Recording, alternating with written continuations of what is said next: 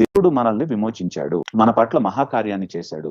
తన బలమైనటువంటి హస్తం ద్వారా మనల్ని పాపపు స్థితి నుంచి విడిపించాడు.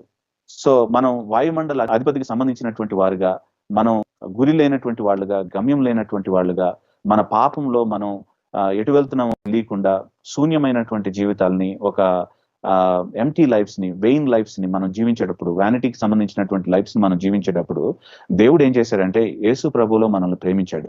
తన అభయహస్తాన్ని మన చేతులకు అందించాడు. అందించిన తర్వాత ఆయన ఏం చేస్తున్నాడంటే మనల్ని బలంగా విమోచించిన తర్వాత, మనల్ని ఆయన రీజనరేషన్ చేసిన తర్వాత, అంటే మనకి తిరిగి జన్మింప చేసిన తర్వాత, అంత గొప్ప దేవుడు మన పట్ల అంత విమోచన కార్యాన్ని చేసిన తర్వాత ఏం చేస్తున్నాం అంటే మనం ప్రేమపూర్వకంగా ఆయనకు మనం విధేయత చూపిస్తూ మనం ఏం చేస్తున్నాం అంటే ఆయన యొక్క ఆజ్ఞల్ని మనం పాటిస్తూ ఉన్నాం. ఎందుకు పాటిస్తున్నాం? ఆజ్ఞల్ని మనం పాటించాలి కాబట్టి పాటించడం కాదు. దేవుడు మన పట్ల చేసినటువంటి విమోచన కార్యానికి మనం దాన్ని ఆస్వాదించినటువంటి వాళ్ళుగా, అనుభవించినటువంటి వాళ్ళుగా కృతజ్ఞతాపూర్వకంగా విధేయత చూపిస్తూ ఉన్నాం. అవే ఈ 10 ఆజ్ఞలు అంటే. ఈ 10 ఆజ్ఞలతో పాటు మనకి బైబిల్లో కనిపించేటువంటి ప్రతి ఒక్క ఆజ్ఞ కూడా దానికి సంబంధించినటువంటిదే.